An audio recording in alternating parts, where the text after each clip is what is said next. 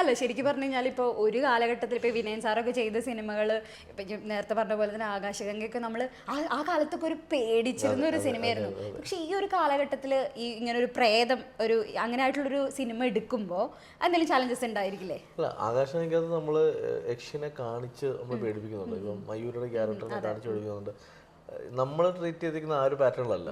ശരിക്കും പറഞ്ഞാൽ ഞാൻ എൻ്റെ പെർസ്പെക്റ്റീവിൽ എനിക്ക് ഏറ്റവും ഇഷ്ടമുള്ള ഹൊറർ പടം എന്ന് വെച്ചാൽ മണിച്ചിത്രത്താഴാണ്. അതിൽ ഈ നാഗവല്ലി എന്നൊരു കൺസെപ്റ്റ് അതിനാരും സിനിമ കാണിക്കുന്നില്ല. അതിൽ യക്ഷി കൺസെപ്റ്റ് കാണിക്കുന്നൊന്നുമില്ല.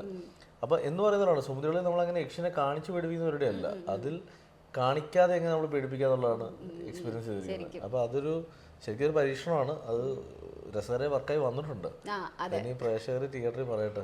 അതെ, പക്ഷേ നമ്മളിപ്പോ ഈ ഒരു സുമതി വളവ് എന്ന് പറയുമ്പോൾ ആളുകൾ വിചാരിക്കും, പക്ഷേ സിനിമ തിയേറ്ററിൽ വരുമ്പോഴേ നമുക്ക് മനസ്സിലായിരിക്കും എന്തായിരിക്കും.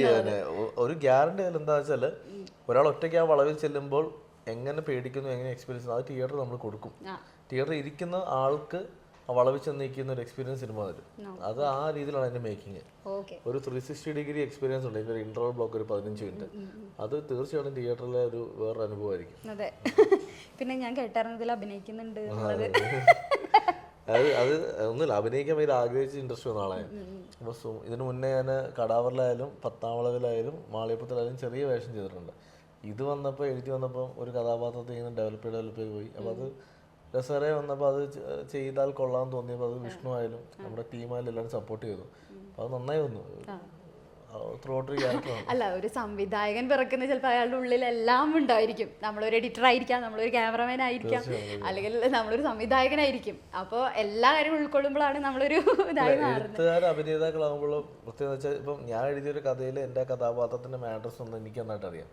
അപ്പം അത് നമ്മൾ പെർഫോം ചെയ്യാൻ ശ്രമിച്ചാൽ സക്സസ് ആക്കാവുന്നുള്ളത്. എത്രത്തോളം നന്നായി വരും എന്നുള്ളത് പ്രേക്ഷകനാണ്. അപ്പം എല്ലാവരും നല്ലത് പറഞ്ഞിട്ടുണ്ട്. അതെ, സിനിമ ഇറങ്ങുമ്പോൾ നോക്കാം.